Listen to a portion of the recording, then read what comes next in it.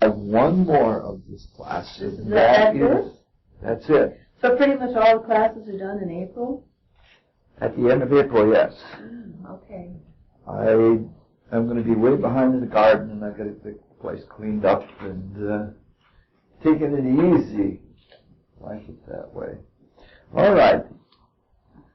These are the fact sheets. Just the facts, man.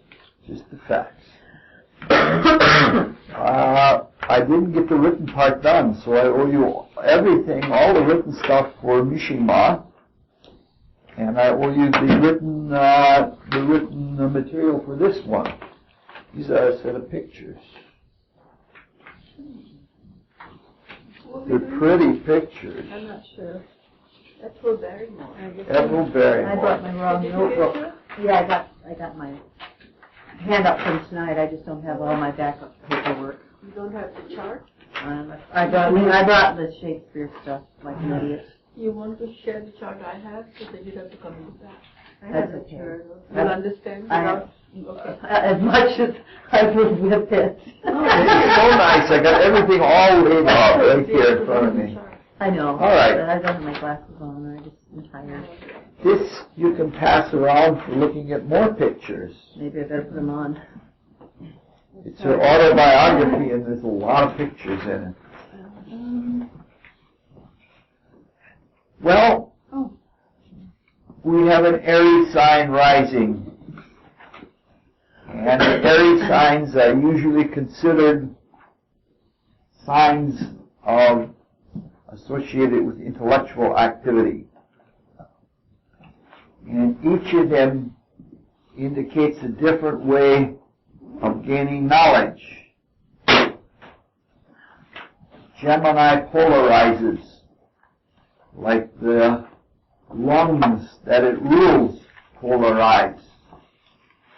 When you breathe in, you get oxygenated, or the air is oxygenated. When you breathe out, it is carbonated. So the Gemini method of learning is polarized learning, and it's usually called contrast. By contrasting one thing with another, one learns more about each, seeing how it differs from the other. The second Aries sign is Libra. And Libra, which is ruled by Venus, works in a different way. Venus attracts. And it does so by loving and sharing that love in common. So when individuals share a love, they realize they are alike. If only in that love they're alike. So the liberal way of learning is seeing how one thing is like another. And that is called comparison. Libra is also the sign of aesthetics, study of beauty, and how things are beautiful. Thus, with Libra rising, and with an artist, an actress like Ethel Barrymore, we should get a classic as far as a personal aesthetic is involved. When we looked at Isadora Duncan, we took our first look at how an artist develops an aesthetic. She had Aries rising, and Aries is 180 degrees from the cosmic standard of aesthetics, which is Libra. So she had a view of beauty, and they weren't crude, or at least they weren't usually crude, but it wasn't the classic view of beauty that she had. It was individualistic, as you might expect with Aries rising. With Libra rising, we could contrast Ethel's aesthetic with that of Isadora But that probably wouldn't be fair to a personality that likes to do everything by seeing how things are alike. It would be very, very unfair.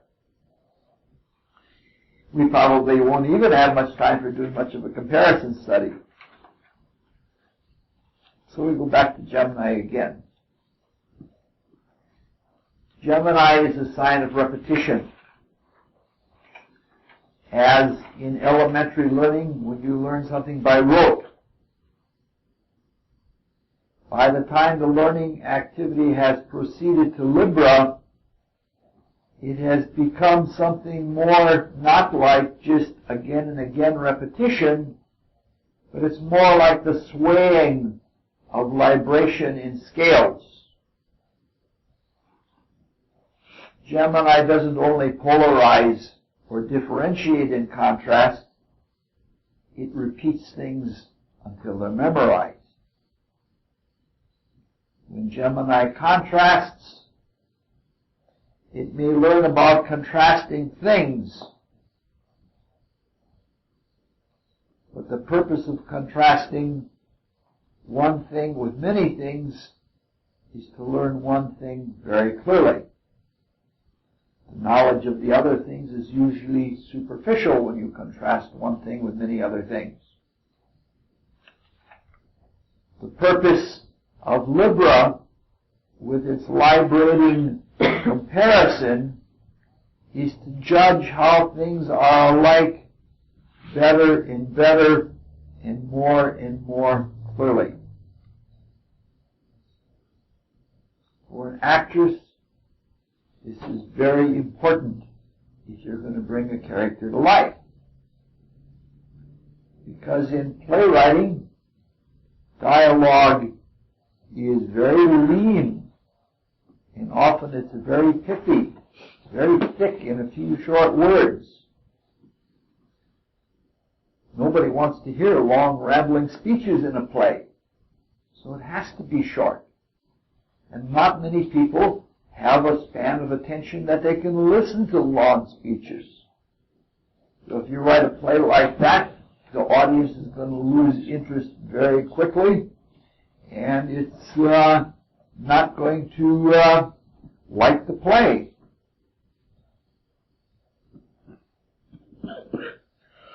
Knowledge about other things is usually superficial. It's difficult for a playwright to develop a character in abbreviated speeches. A little bit is said here, a little bit is said there, and it's hard to develop a character. And it's also difficult for an actor or for an actress to bring a character to life when there are very, very few speeches, or very few words per speech. What often happens in a lot of plays, because of the brevity, you have a stereotyped character. And that character, in its portrayal, in order to get it across clearly, the character becomes very one-dimensional. It's more like a cardboard cutout than it is like a living human being or like a character. That's very unsatisfactory for the people acting, and it's very unsatisfactory for the audience. In order to bring life to a character, there are different philosophies. Some people arrogate the role to their own general personality, and they infuse it with their own life. They personalize it, no matter what the playwright intended. For example, every character played by John Wayne was John Wayne. John Wayne never really did a character that was unique apart from his own being. You know, he put himself in there. Now that's all right if you're entertained by John Wayne again and again. He made a heck of a living being John Wayne. But usually you want something more from a character. You want more from an actor or an actress. So a better way able to develop a character with few words is through nuance. So by swaying back and forth between the various characteristics of a role, so that you love and understand each one of them, and you can nuance each speech to bring out just a little different side of the character, you begin to develop the whole facet of the character. And you can usually produce a reasonably complete character. It's something like a teenage girl or even a preteen girl who keeps rehearsing all of the things she likes in a guy that she has a crush on. She'll go over them again and again, the way he does this and the way he does that.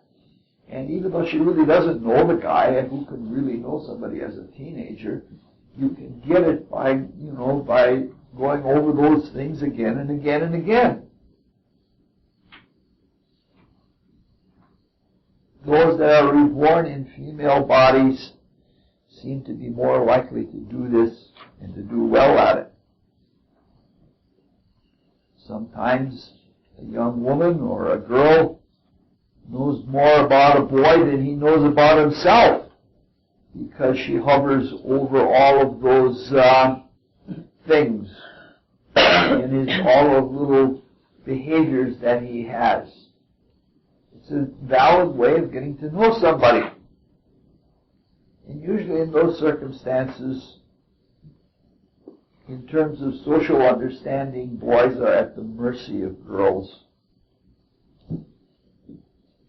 So for an actor to apply this technique, this acting aesthetic, the character, they have to love the character. They have to love the role. And in order to do the nuancing and in order to show all the little sides of it, you have to love the character. If you don't, it isn't going to work. And what we're saying here is that the personality and her sense of beauty of Ethel Barrymore is that she takes a role and she keeps going over it and over it and over it, and the roles of those around her, she sways back and forth, and she develops her character in others through nuances. Now, fortunately, when you have Libra arising, there is an abundance of love for people, especially taken one at a time, not in masses the way Aquarius does it, but you're taken one at a time. However, sometimes this kind of personality is criticized for not being adventurous in the roles that it takes, because very often it might not like all roles, and unless it's really in love with a role, this character isn't going to take it. That's the very charge that was leveled at Ethel Barrymore. She didn't take adventurous roles very often, and she didn't take deep and hard roles very often. And it wasn't because she was light and shallow. She wasn't a real heavyweight, but she wasn't necessarily light and shallow either. But it was because she didn't like the role. So when you hear actors turning down roles in the movies or on theater, it's because they realize this, that you have to love the role. Now, she has this Libra personality, which is a classic for developing an aesthetic, and that has all kinds of other features about it. Libra rising sometimes seems indecisive. It can't always choose how to love, and sometimes it can't even choose who to love. And when it does do something, it's not decisive that it is ended at all. Aries is decisive. The one who's laying on the ground is the one who lost. Libra is not like that. Libra is always finishing, but it's never finished. just for survival for an actress, this attitude is beneficent. If you have to play a role tens of times and hundreds of times in some cases, it can become very boring and it can become very dead very quickly. So if she's going over the same role again and again and always managing to perfect it, this is a thing that she did really well. You could come to the opening night and then you could come 40 days later or 40 offerings later, and the offering 40 times later was a different offering than the original. And that's because she's finishing and she's discovering things along the way. When you're performing, when you're interacting with an audience, you pick things up from the audience. Plus you see what works.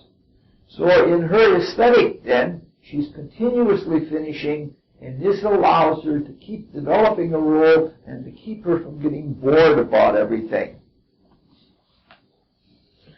So there's always something new for her. And there's always something new for the other players. On the other hand, you can never be sure what the character really is that she plays. But can we be sure of that anyway? You know, like you see people every day and you think you know them, but you're never really sure that you've got the final take on them. Venus is the ruler of the ascendant, and she's in her own sign of rulership. She's right at home in Libra. Venus is right at home in an artistic environment. You can say of this personality that the personal being of Ethel Barrymore is as an artist. You can't see her as anything else but as an artist. Some people can act and act well, and they can get into a role, but they aren't artists. An artist means someone who has a sense of beauty and who brings that sense of beauty to the role as much as the playwright who is creating it. It's like a recreation of the whole business. If the stage that she was on was classical art theater, which it was for her, it had an aura of art. It wasn't just entertainment. There was an art quality. Just like there are art movies, the theater for Ethel was an art venue. Thus, for her own nature, for her own being and her own survival, she had to have an artsy quality about everything she did. In fact, she was so inclined toward fine art that she almost became a classical pianist. She was interested in the arts, and that was a main thing for her.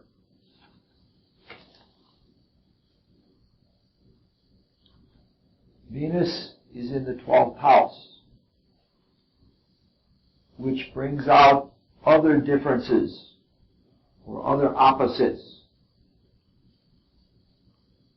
that she librated over or hummed over in order to develop her personality and in order to develop her own sense of beauty.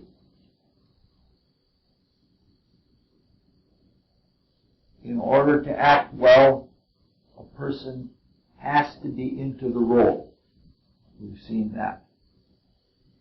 If one is in the role so deep that one loses oneself, it can be a great performance, but it's really not intentional acting. It's almost like being in a trance because you've lost control of things. If you personalize a role too much, it can be engaging, but it isn't art. So you can see the delicate quality of Libra. Like you're in this, but you're not so far in it that you lose yourself, because that isn't art. But you're not so aloof from it either, because then you can't be effective.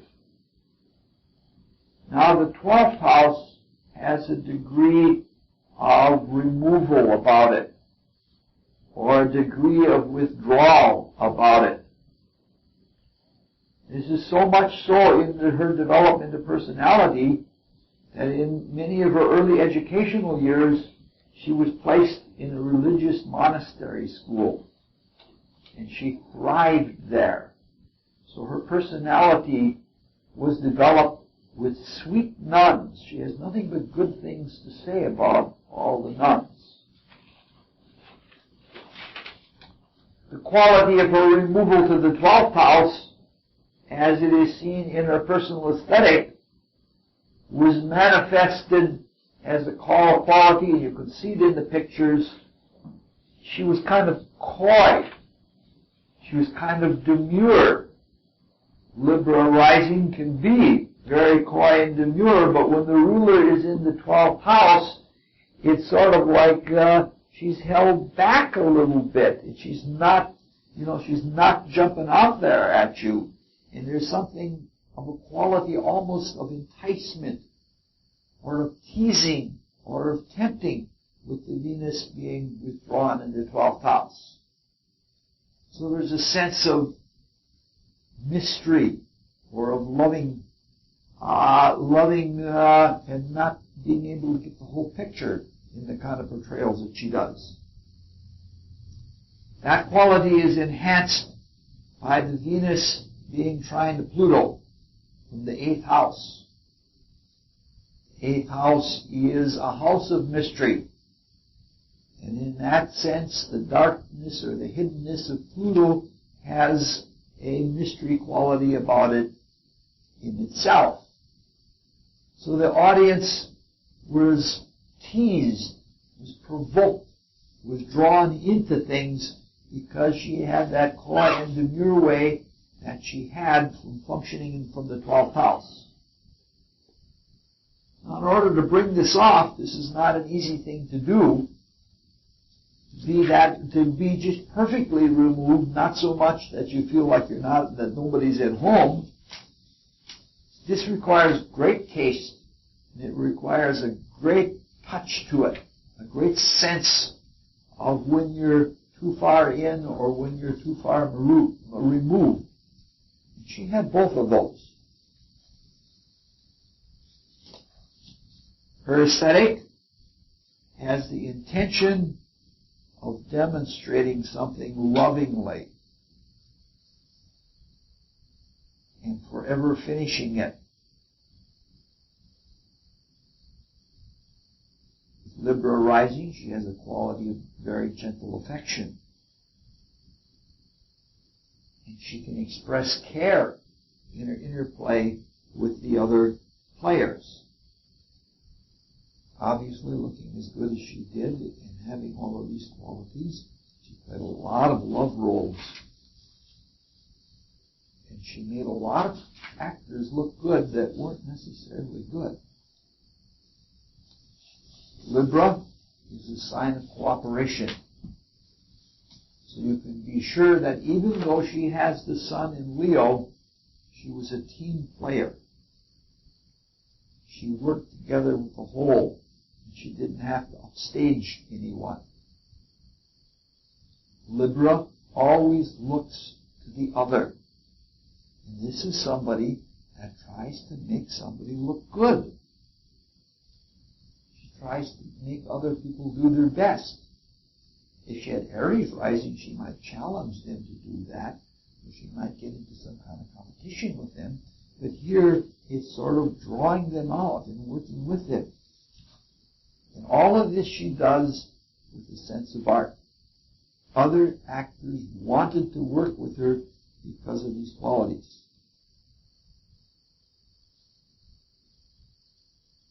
She does this in such a way that even though you love someone, and the audience loved her or who she was playing with, there was always a sense that there's something more behind the scenes.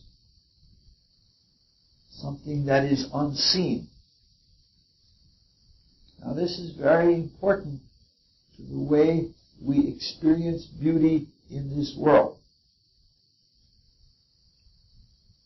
I've mentioned it before, but we're going to go into it again because it's really important in a spiritual way.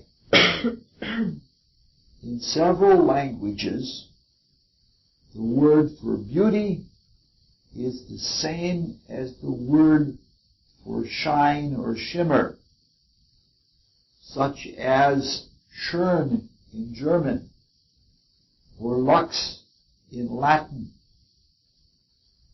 So beauty is something that shines through. Mystics have always claimed that the light of truth and the beauty of love come from the world of life spirit, the world of Christ consciousness. And it shines through the darkness of all of the material condensations that have condensed out of that world, and it shines through into material manifestations in such a way that it brings us back home to that unified spirit. Now, if this is true, the whole idea that beauty really is a shining through of love from life spirit, and if the sun is indeed sextile to the ascendant, we have another indicator of that shining through kind of quality. It would mean that the light of the spiritual self was capable of shining through the Libra personality and directly producing something of an intelligible kind of light in the world. In a way, it's fortunate that the sun really isn't very strong, because if the sun were really, really strong and being in Leo, it would be something of a ham. It would try to overwhelm the role. Saturn is close to being opposite the ascendant. You'd have to know her personally and know her fairly clearly to see if it really was there. But if it were, this would ground or bring to earth a little bit of this ethereal loftiness from everything being too Libra and too removed in the 12th house. And it would also bring something of a questioning quality that would keep the liberation and the finishing going on by asking new and new questions about the character or the role that you're playing. What was the first thing you said about Saturn? I kind of just that missed it brings you down to earth, because otherwise this would be a very ethereal kind of personality. It would be too otherworldly or too lofty. We know that if this aspect is present, it isn't strong. Because if it was strong, there would be something like, it would slow things down too much. It might even produce stage fright. It would produce a fear in the external world, in the personality to the external world. So the beauty of the light that shines through, and the hint of there being much, much more of it behind what is seen and beyond the surface, this brings out another side of her sense of beauty. That spiritual realm from which the light comes is called life spirit. And that's one of the realms that is the first realm of pure spirit. By pure spirit, it means a state in which there is nothing particular differentiated. that everything is so unified in spirit that there is no particular differentiation. Not even an idea, as universal as an idea is, it is still differentiated. So this kind of unity represents a spiritual life that has no separation of any kind.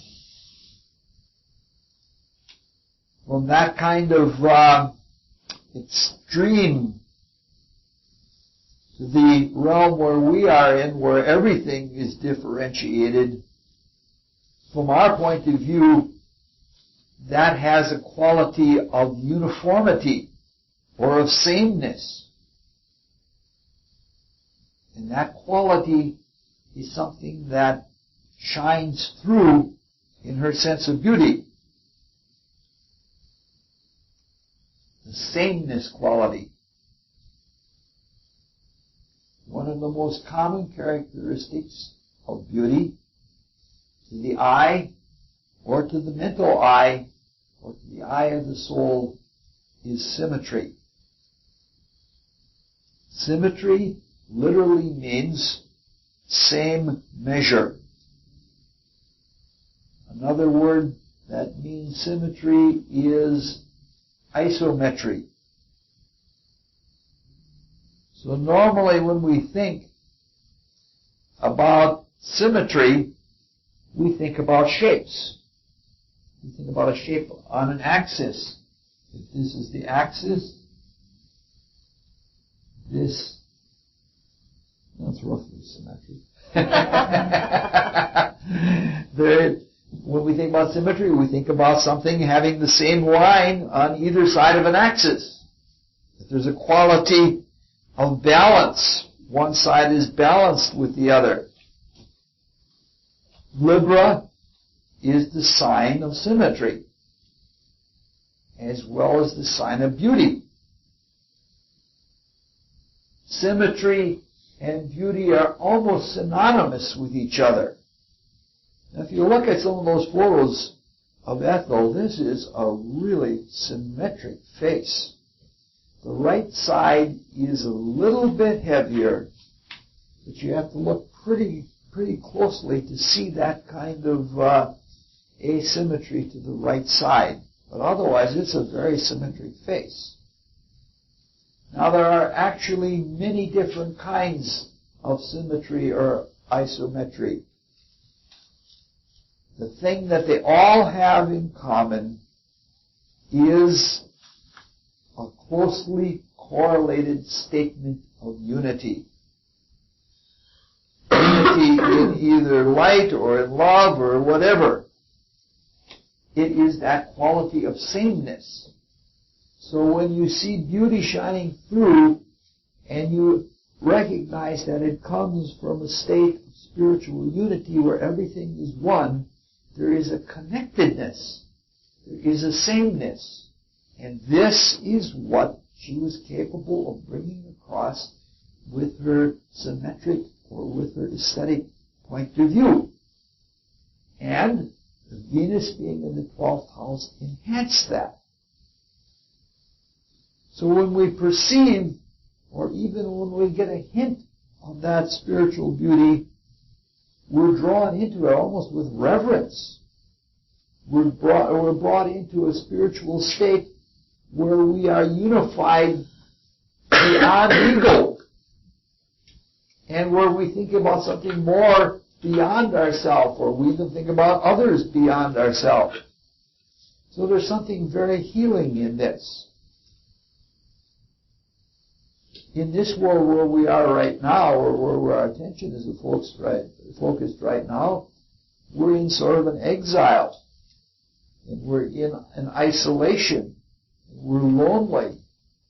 And we have a nostalgia for that spiritual unity where we can be one, where we don't have to say anything and we're just, everything is known immediately. From that we can see, from this kind of spiritual nostalgia, we can see there's a sense of sentiment. And that sense of sentiment is what is in the character of Libra. That is what is in the character of beauty. There's a sentiment. It's not just something you see and you say, oh, it's something you feel. So somebody like Ethel represents a window that to something that we love very dearly, but we've been away from for so long. As such a personality, she was dearly beloved. A lot of people followed her career in every detail of her career for over 40 years. Ethel Barrymore was almost like an institution. She even had a Broadway theater named after her. So it wasn't, yeah, you have a question? No. So it wasn't just her beauty, even though her beauty was considerable, and it wasn't just her talent, which was also considerable. It was this love that she allowed to shine through her and which she was capable of encouraging. From this, we can see another commonality which is also often not noticed. All of the gentle, artistic, almost dancing qualities of Libra are sometimes called grace. It is the same grace as when you pray over your food and say grace. It is the same grace as when we receive grace and are in a state of forgiveness. It is by this light and it is by this love that we see through our sins and our foibles, and we create with the circumstances something new, so that the old cannot be anymore and we're forgiven. We don't hang on to the old. It's sort of washed out of us by that kind of love light.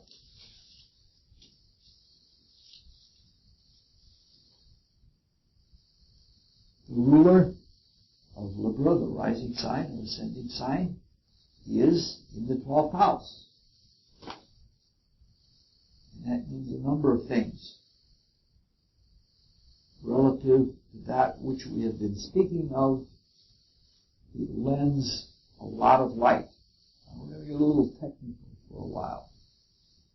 The relationship between the 12th house and the 1st house, with the ruler of the 1st house being in the 12th house, can be looked at bi-directionally. You can look at it from two directions. Is it chilly? I should close the door. Covering myself. Okay. First, let's take the irregular way and look at the relationship of the ascendant in 1st house proceeding backward into the 12th house. The 1st house and the ascendant are open, and the personality is presented to the world for all to see. We've just looked at how she presents grace, beauty, and a taste for everything. She has a loving style of addressing the world and is beloved because of it. When there is a flow from the 1st to the 12th, something else occurs. The 12th house is like a house of withdrawal or retreat or removal. If we take the 1st house to mean infancy and early childhood, there is something from them that is withdrawn and removed from the world into a 12th house state. In one way, this which is taken from childhood and taken to the ruler of the ascendant into the 12th house It freshens the stale material that is in the 12th house, which are accumulations from all of our past lives. And it also gives the past a rejuvenescence so that it can be looked at and worked with new outlooks and with revitalized attitudes. But something happens with her that is very interesting. It can be that it happens that the quality that is taken from childhood and put with the ruler of the ascendant in the 12th house, which is removed, or sort of refrigerated like with the past, it is preserved. And it continues to influence the personality with something like a perpetual childhood. And this is what happened with her. She maintained something of a childlike innocence all of her life. If you read that autobiography that that she writes, it has a really childlike quality to it. It's written as though she were a little girl. She wasn't stupid or ignorant of the ways of the world. She was well educated. She raised 3 children. And she was exposed to the world of performers. It can be a pretty tawdry world sometimes. So it isn't like she was preserved in innocence or like she was kept from it. It's almost as though she took refuge or sanctuary in the 12th house. And those are good words for the 12th house. So the artistic experiences or the things that she could feel from earliest childhood, with the purity of childhood, she was able to hold on to throughout life because of it. Actually, when she was a little girl, she was the mover of the family. Both of her brothers, John and Lionel, who are in those pictures, she put together plays for them. She was in charge of them, and it was like playing make-believe plays. In her autobiography, she talks a lot about herself. Leo people, Sun and Leo people, are very apt to talk about themselves a lot. But the Sun in this chart is not strong. It's weak. And so is her self-centeredness. It isn't an intense, this is me, hey, world, look at me, this is me. It's more like she can talk about herself like little children talk about themselves. They don't even say I. They talk about Johnny does this or something of that nature. There isn't that egoistic self-centeredness. Now Leo is one of the signs that represents a puer or a puella. That is a perpetual youth or a perpetual child. So if we combine this leonine quality with the withdrawal of infancy into the 12th house, they combine to produce the kind of artistic innocence that she has, where beauty is something that keeps her young. If you want to see an experience, go and watch carefully in the Humanities building. First, go to the basement, and then go up to the 6th or 7th floor, and then go back down to the basement. You'll find that on the 6th or 7th floor, where the graphic artists are, the painters and sculptors and things like that, they're trying to be really earthly.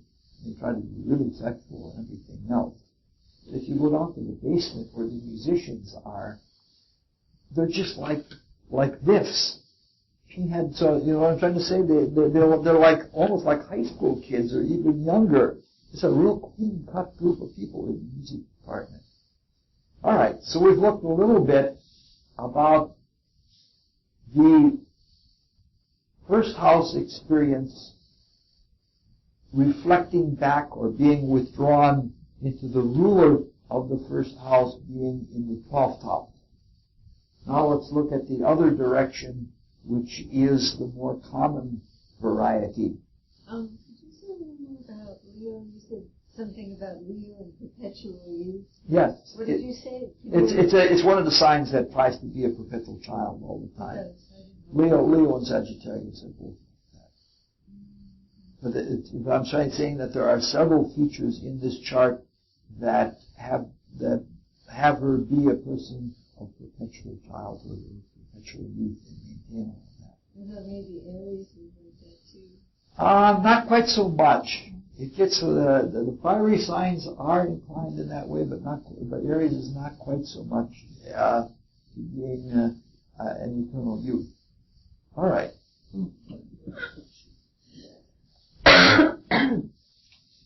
Normally, the energies flow in the direction of the zodiac. Things go forward.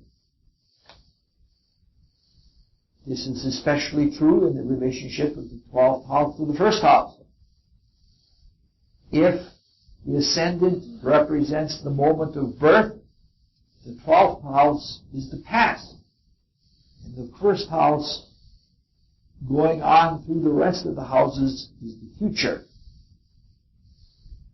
One thing can be said about the 12th house and Venus in Libra ruling the ascendant from the 12th house is that she is ripe.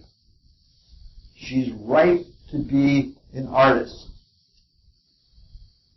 She's ripe to be an artist from birth on. And she's drawing on past life experiences, and she probably has prepared for several lives to bring herself to this degree of readiness. Yes, it's true that she was born to an acting pedigree. On both sides of her family, there were actors and actresses. We'll talk about some of those eventually.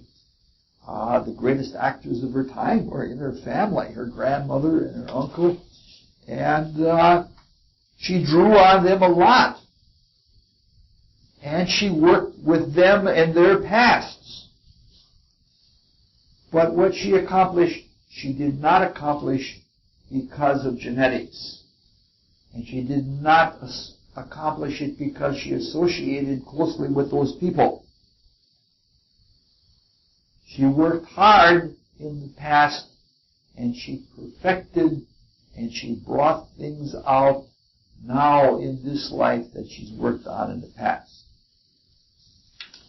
I get an image of the relationship of Venus in Libra in the 12th house also flowing into the ascendant. And the image that I get is like standing on the edge of a thick woods, so thick that it seems dark inside. But you're out in the open. But out of that woods, there's blowing a fragrance or a perfume from the little flowers in the woods. And those little flowers live off of the rotting from past years, the leaves that have rotted from past years. Libra is a sign of airy fragrances. So there's something like that. It's like the decoction of all these past experiences wafting out in this life, and it's coming into the air for some new activity, and we happen to be the beneficiaries of that. Now, because she is born to be an artist doesn't necessarily mean that she's profound. She was not profound. But she wasn't a dilettante either. Because she was born to be an artist doesn't mean that she was either super smart or super stupid. All it means is that she's developed a sense of art, a sense of beauty, a sense of love, and that she's ready, willing, and able to share it as it comes right. This positioning of Venus from the 12th flowing into the 1st indicates that there will be a continual ripening. There are special times of ripening, and that will be discussed in the written version when I get the written version done eventually. I'm going to owe a lot. Now, if we look from the 12th house flowing into the 1st house, we can see that there are a lot of other ways in which this works. For example, the 12th house can be seen as a house for solving universal problems. This seems to mean that her personality could be universal and be an expression of solutions to universal problems. She realizes her personality relative to universal things. So she's not like some Libra coquette that's living a shallow life, even though she was a beautiful young woman or a beautiful woman, and that beauty was enhanced by those innocent qualities. She was not a coquette. On the other hand, she was not thinking through problems. That would be if she had Mercury in this position. And she's not pondering as it would be if there were Saturn or Jupiter. She loves her way through problems. Or she feels there is an artistic solution to everything. It's like the stage is like a laboratory for solving problems in the feelings or solving problems with an artistic sense and then externalizing them. It wouldn't be exactly correct to say that she felt things out either, because that would be the mood. It's more like she had this uncanny sense of beauty, this uncanny sense of life as art. Not a psychic sense, because that might be Uranus or Neptune, but just plain pure artistic sense. She was acting out problems for the world, above the world. Now, you can say about the theater that it's a specialized world, but that's where problems are solved, when they're put in a specialized world. If you take a scientific laboratory, the scientific laboratory is a specialized world. And if you have that controlled environment, you can solve something in the lab, and you can take it and generalize it to the rest of the world in de facto application. And that's the way she does it. For her, the theater is like an artistic laboratory. It works. I get solutions by going to movies, or I get solutions by going to plays. You know, when you see something and you see that it works, you come to an understanding, you have a heightened moment, and then it works for you. Where Libra is involved in a chart, there's usually compensation of some kind somewhere. Where the 12th house is involved, there's usually some degree of involuntary sacrifice involved. With Saturn potentially opposite the ascendant, there's likely some kind of small limitation involved with counterparts, which are very important to Libra people. We won't go to our marriage at this time, but eventually we'll get to it. Putting all these things together, and noting that Saturn rules the 4th house, it seems to indicate that she has limitations as far as sharing in a family life. Because she's always on the go. She's on stage, and she's traveling all the time. The compensation that works out for her seems to be that the limitations of her personal life and personal intimacy are fulfilled by the experiences and the solutions in the play. So when she's solving the problems in the play, she's solving them in the universal sense, and they apply to her life because she doesn't have time for her life. This happens a lot.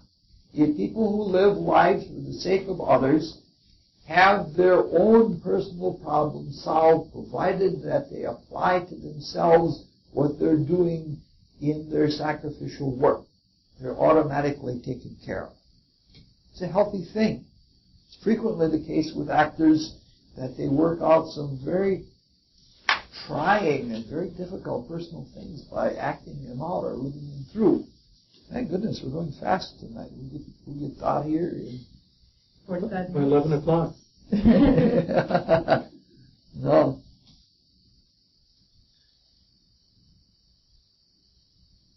When a planet is in rulership, it is itself as it cannot be itself in any other place in the zodiac. This is why rulership is sometimes called essential dignity, because the dignity of your essential being, which is very basic and very fundamental, comes out in this position. The doctrine of rulership is what at least half of astrology is based on. Every kind of empty house to understand, you must go to rulership. To see how to get at a planet that's in a house, you have to go to rulership. So when we find a planet in its dignity or in its rulership, we have a chance to see what it means and how that person is living out some kind of a classic. It's like seeing somebody at home when they're most comfortable with themselves and they're most complete in themselves. Now, if we combine the elements of Venus in rulership in Libra and being in the 12th house, the house of solving universal problems, when we put that all together, we get something like dealing with classics. Dealing with classics and bringing them from a latent state behind the scenes out into the open. Now, I've looked over the plays that she's played in. I'm not familiar with most of them. They were probably trendy things that were the entertainment of the day. I'm not familiar with most of the movies in our time either, but I don't want to be, but they're trendy things of the day. What she acted in was not complete fluff, but it wasn't all Shakespeare either. Especially it wasn't all Shakespearean tragedies. Something doesn't have to be as heavy as a Shakespearean tragedy to be valuable or to be interesting or to be entertaining. There have been middleweight cowboy movies and lightweight comedies that have helped me beyond being mere entertainment. So I suppose that what she did is not to be judged as being lightweight. This horoscope, the horoscope of Ethel Barrymore, is not at all the horoscope of a heavyweight, nor is it the horoscope of a lightweight. As much as she could, she tended toward the heavy things, but she was not the ultimate in depth. What would indicate heaviness or Something in Taurus or much more Saturn, Pluto being even stronger and more influential than it is. She'd be a much more of a heavy kind of person. She's got several personal planets aspected with the transcendental planets. I think that would be That's pretty light. A lot of, not middle of the road. Do you Middle of the think road. Taurus is heavyweight? Yep. I never thought of Taurus as heavyweight. Yep. It's probably the heaviest of the heavyweight Why? because it's very grave. Which one is? Taurus. Yeah, we're going to come to that. But in general, if you do, it's not an ultra serious kind of life. It's not a pondersome kind of life. I can't see that Mars in Taurus is a pondersome, heavy life. One more question. Yeah. Is the sun weak because it's in the 10th house and opposite it? No. It's weak because it has almost no aspects. Okay. And what it does have is extremely weak. Okay. We still have to work on this person.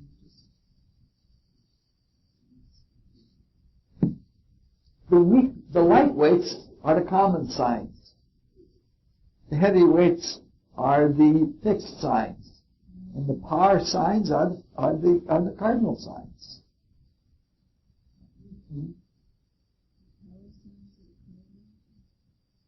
The power signs are the cardinal signs, neither light nor heavy. So, she wanted to do heavier things, but she didn't, life didn't afford that. But she wasn't really a super deep person. She has wonderful taste.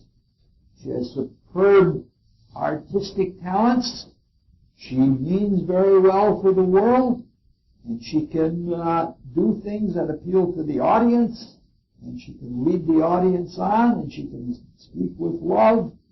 And those are all stupendous qualities. If you think about it, the actors that are really, really deep, they don't often have a lot of popular appeal because nobody can relate to that. They usually become cult figures. They do one thing every now and then, and it's not a box office smash. Now, the play that she did do, the one that I'm most familiar, is precisely the play that indicates her personality. And it's exactly what you would expect. It is this classic quality that we're trying to get at. She played Portia of Belmont in The Merchant of Venice. It's perfect for her because that role of Portia is the epitome of merciful justice. The quality of mercy is not strained. It falleth as a gentle rain from heaven. So that's just what you would expect from Venus in Libra. Something of mercifulness, kindness, forgiveness. And it is so uncanny, the accuracy of all of this. It's so apt that it even describes the 12th house position. When Portia administers her justice, her merciful justice, she does it when she's in disguise. And she's hidden, just like we've been saying all the time. And so it's like something flowing out from the hidden 12th house world and coming out into the open where it can be very much appreciated. So this acts out very clearly her classic nature. And that brings us to another facet of classic qualities. Classics are usually timeless, eternal, and permanent. Those are all pretty good keywords for Pluto. So it's time to look at the Pluto trine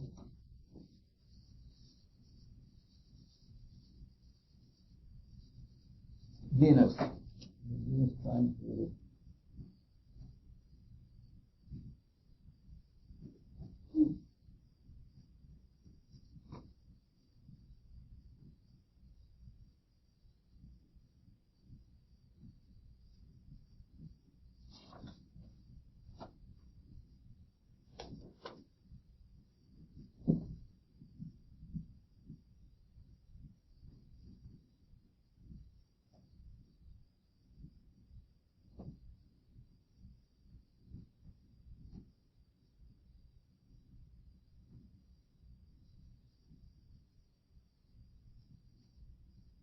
So that's where you make the curved line out of the straight one?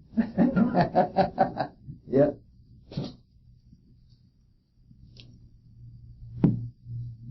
Some of the Venus qualities are love, art, beauty, sociability, attraction.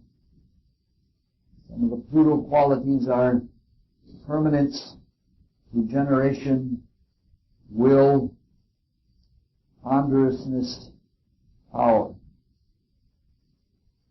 Trine is perfecting, ease, or spiritual abstractness. 12th house, as we've been looking at it, is ripeness, universal problem solution, faith. 8th house is loss, mysteries, hidden things, solving shared problems, spouses, possessions, things like that. Libra is kind, merciful, fair, artful, and compensatory. Taurus is attractive, harmonious, and diligent. So if we start blending together these things, like beginning with Venus and Pluto, we get something like sustained beauty, or pondersome love, or powerful attraction. And as we are looking at it, artistic classics. So we can see that she has staying power as an actress and as an artist.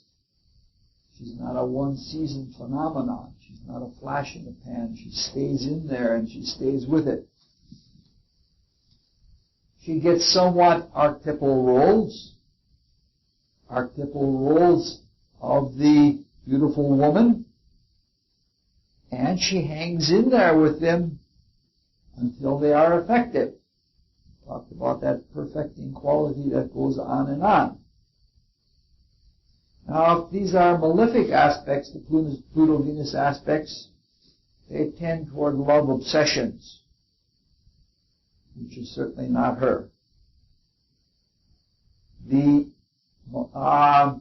benefic aspects between Pluto and Venus have a quality of a presence of love that is reliable and durable and long-lasting, but it isn't particularly overt or obvious. Now, this aspect is a mild aspect. So it's never going to be overwhelming. It's never going to be demanding. This is another reason why this is not a heavyweight chart. The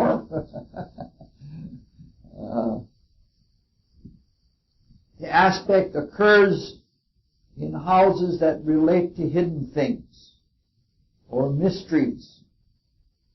This indicates that the effects of the aspect will not be obvious, though they will shine through the ascendant. But they will be sustained. Something doesn't have to be overpowering to be effective. If something is sustained long enough, it will be effective. We know that from astrological transits. There can be transits of Venus and Mercury that last a short time, and they can be very exact, but they aren't necessarily going to be effective. But you get a slow-moving planet that's moseying along at a slow rate, and it hangs on long enough that it's going to produce something. What if it were Saturn trining Venus? That would be very sustaining also. Yes. How would it be different than Pluto? It wouldn't have as much of an eternal quality to it. It would have a much more faded quality. It would be much more definite. It wouldn't have a quality of this hovering spiritual universal archetype about it. Now, there are examples of this aspect in her life. From very young on, she had a definite feeling about having a special person to love in life. But when it occurred, she wasn't bowled over by it. it didn't even strike her immediately that this was going to be the special person, that this was going to be her husband. However, she did enter into this long-term marriage. As we've been saying all night, the house positioning indicates that she is ripe and destined for the arts, and had probably been so for past lives. But this house positioning is interesting in a different way. You get the impression or the feeling about her that she built the archetype, the thought form that created this lifetime, but when she did that, she didn't require a lot of training for art. The 8th and 12th house, especially flowing into the first, indicates that she built from the inside out. It's not to say that she didn't take influence from people outside of her and that people outside of her weren't important, but she was a natural, which means that she came from inside of herself. She had things so well established that she could build on the rudiments from the foundation inside of her own being. Now, the aspect is not a strong aspect. It's a tool that is moderate. And the whole situation is, the tool is moderate, it's not very strong. One planet is moderate, Venus, and one is of mild strength, Pluto. So, it is not a balanced aspect. Nothing is really strong for it to be either unpleasant or dangerous or anything like that, to be unbalanced, but it's an unbalanced aspect. In Pluto-Venus aspects, when Pluto is stronger, which is not our case, the control is dominant. The discipline seems so awing that you don't much notice the love that is with it. The love just seems like an extra added attraction, an afterthought, so to speak.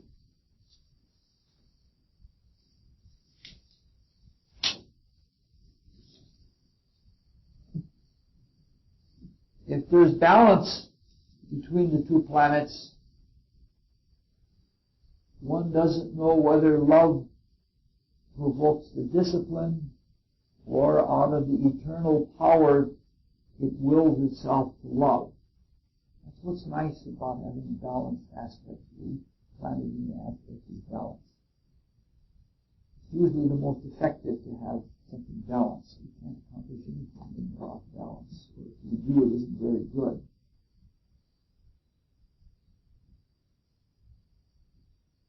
Sometimes balance and oppositions can be a little frustrating because you can't decide between one or the other, but it's still preferable to imbalance, which is sort of like a catapult and thrown away like that. In the case that we have, Venus is stronger than Pluto, which means to say the love and the art is stronger than the demand or the discipline. Now this is a first phase aspect. It means that the shortest distance from Pluto to Venus, the slower moving planet, to the faster moving planet, is forward in the zodiac. So first phase. This means then that Venus is receding from Pluto. But in this case, if you look at her life, if you look at her personality, it seems to be much better to say that love is drawing out the will and control. It's because she loves that she takes on discipline. Now this is a very special case aspect. Normally trines occur within one element. In this case it happens in two elements. Venus is in air and Pluto is in earth. being in one element is normally what makes a trine such a pleasant and such a perfecting thing, because there's a puristic kind of quality from it. And usually, if there is any deviation from that, it seems to lose some of its trineness. But in this case, that doesn't happen, because of another compensating factor. Both planets are in Venusian signs. Venus is in Libra, Pluto is in Taurus. And Venus signs or Venusian signs are perfecting signs. So it's like a side door kind of perfection to the trine. So this is the whole pattern then is a sustained perfection in and with and about art, and love is leading the way all the way through. Because it's in the 8th and 12th houses, it's completely internal, or mostly internal. She's not likely to try and do something relative to some external standard or some criterion. She's not likely to take an external role model to develop the trine or any of her other artistic abilities. She is a natural.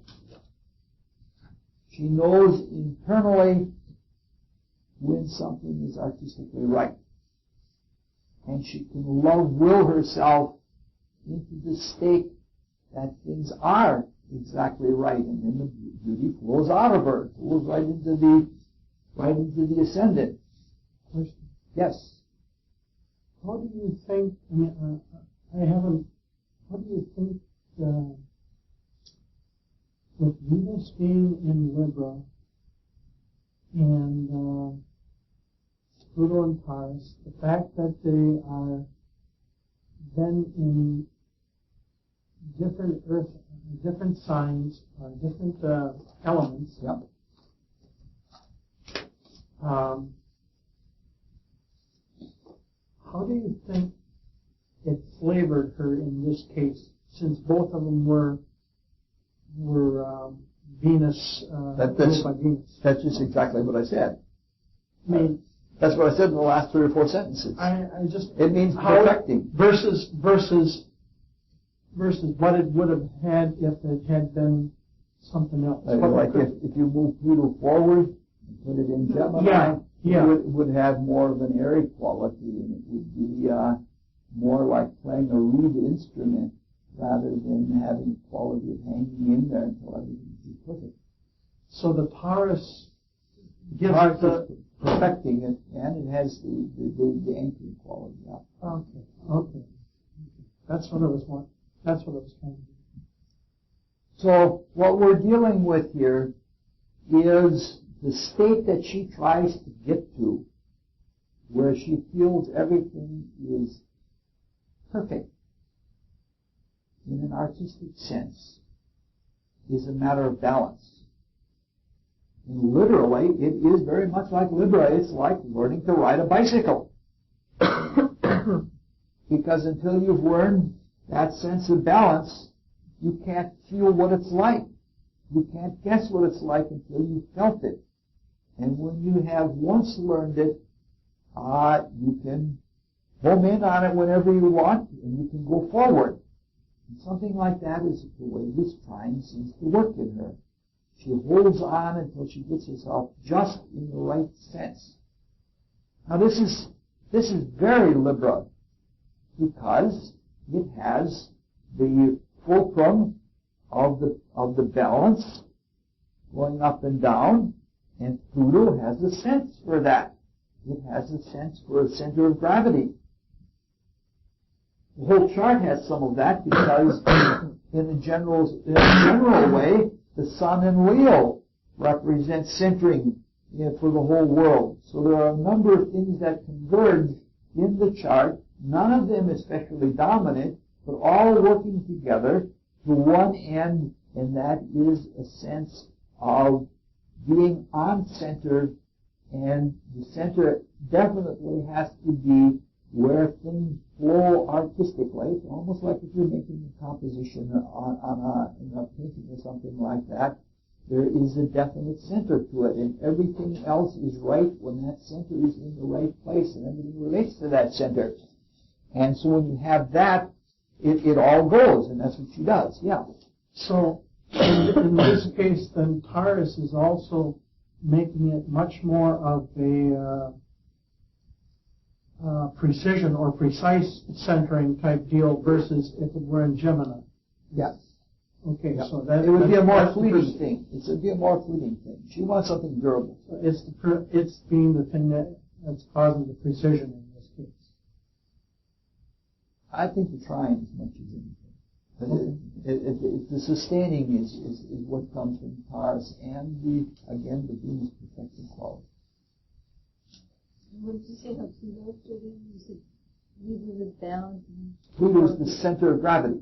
Oh, okay. It has a sense for an invisible center for where things look right. If you look at a painting, you don't see an invisible center, but the painter who put that painting together most definitely knew where the center of everything was, and that it wouldn't look right if things weren't relative to the invisible center. And the center of gravity is ruled by Pluto. You can't take the center of gravity off, like Saturn represents like a seed, and everything grows around that one seed, and that's something definite. Pluto is an indefinite center, like the center of gravity, which is invisible. It's sort of like a black hole around which a galaxy spins or something like that. All right, now let's try to put everything into perspective. Venus is not strong as the planets are in this chart, or it's only slightly above average. The Venus aspect is mild or temperate at best. Libra is not a strong sign, nor is it a weak sign, sort of middle of the road. It's the Eisenhower sign. In more ways than one. Eisenhower was a middle of the road president. From all of these things, we can conclude that the personality is not a strong personality, nor is it compelling. It is of moderate strength. It's very artistic and it's very perfecting, but it's not real strong. The favorable aspects are there's actually only one real aspect, and that's the Pluto trine Venus. The Sun sextile ascendant may be there, but there are favorable or mostly favorable aspects. So there's a lot of talent. And things happen to her in pleasant ways and in ways that seem effortless. That's the way it always is with grace. But this leaves us now with some assertions and some questions. Most likely her fame and her popularity did not derive from her outer personality, because it isn't strong enough. To some extent, the success of her outer personality is to not be too strong, but to be compromising and balanced and graceful and all of those things. When we looked at the Eleanor Roosevelt chart, we noted that having a mild and a gentle personality leads to being affable. People like you if you're not dominating over them. And it's easy to get along with that kind of a person.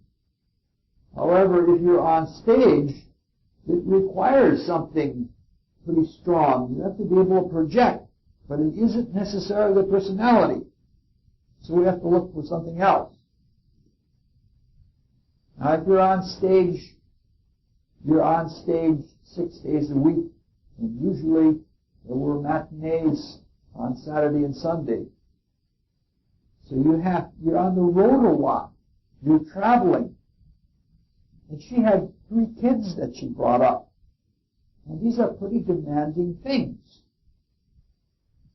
And they're pretty demanding things that require something more than an artistic aura about her. So where does she get the means in her personality to be strong enough to be able to do these things and to be strong enough to be famous and popular. Now, the outward part of the personality is not enough. You have to look to the more intermediary part, the vitality. Now, normally, the sun is the primary vitality significator. Now, the sun is in Leo, which is usually a good sign of vitality. There's nothing here that would say that it would be diminished by any aspect or anything like that. But because it doesn't have any aspects at all, it's pretty weak.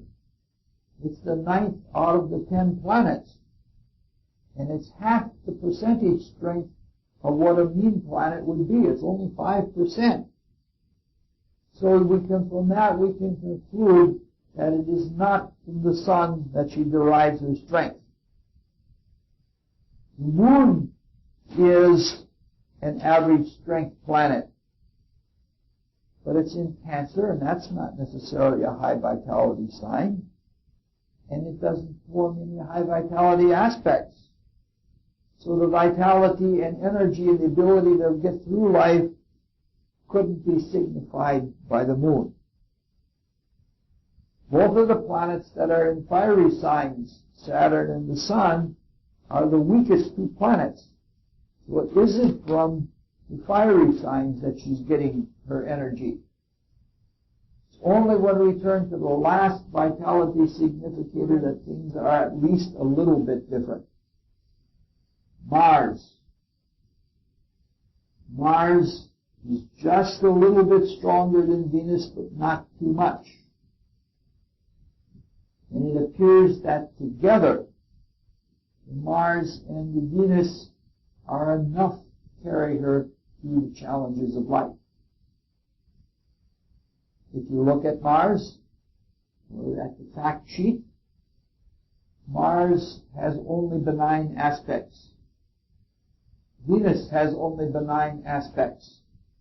This means that even though she had all these performances, and even though she had a family life and did all of this traveling, she didn't meet with a lot of resistance.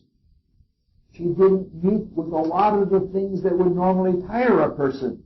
It could tire a lot if Mars energy is dammed up and you get angry.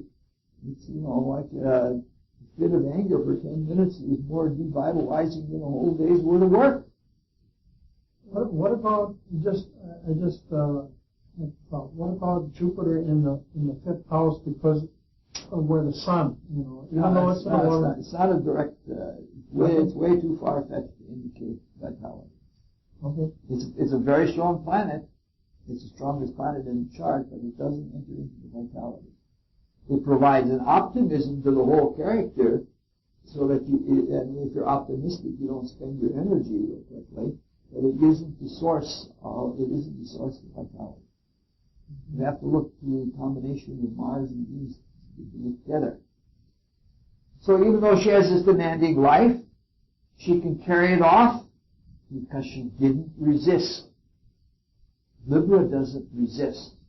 Mars in Taurus is also not really a strongly resistant thing. Its bark is worse than its bite. Libra, this is the side of the personality we're trying to get to. Libra does not resist. It succeeds by going with the energy of others. It's like taekwondo. It's where you use the energy of somebody else to undo them without you having to exert your own energy and get stuck in the middle of it. Returning to Mars, even though it's slightly stronger than average, it forms the strongest aspect in the chart. Mars is conjoined to Neptune, and that is significantly stronger than the next nearest aspect, by a full 4%. This is the aspect for which she is famous. It has a quality of inspiration and charisma. She inspired her audiences. She did everything with good taste. But it was because of the inspiration and the charisma that came through her that she moved her audience. What about Mars and Taurus? Isn't that not a real good, a difficult place for Mars potentially because it's kind of constricted there? Yeah, not a What would you say about Mars and Taurus? I already said it. Well, you're saying a lot, so it's hard to in this case here, it didn't fight against. The statement was that, and I find this to be true of Mars and Taurus, that the bark is worse than the fight. It tends to be glossy. The Venusian nature to some extent has tamed it so it isn't vicious or harsh or cruel, unless it's so aspected like that. In fact, that in this case it is spiritualized by Neptune, that it takes the Tarian quality as containment, and it is an unwasting kind of position in this case. Oh, okay. All right, so this is Mars is in Taurus, and it gets its disposition from Venus. Just as I just said, its disposition is Venusian, and even its bluster would be artistic. So, when Venus is in a state of poise and in a state of balance, and she's at that place of inner artistic, like right in a zone, you might say it, that she can pour out this stream of spiritualized energy and inspires people. Now, this can be accomplished because of two factors that we've been noting all along. Low resistance because of the poise, and there is sustained expression. The Mars in Taurus is sustained just as Pluto is sustained. So she's not a knock-you-down charismatic that would touch you on the shoulder and you feel a jolt of energy or something like that. But if you're around her long enough, and the course of a play is long enough, her galvanized spiritual energy is going to get through to you. On top of that, we're always influenced by love. It can't be any other way. Can one live a rough life by inspired energy? Can one live by inspiration? Because that usually sounds like the stuff in fairy tales. She seems to have done a pretty good job of it.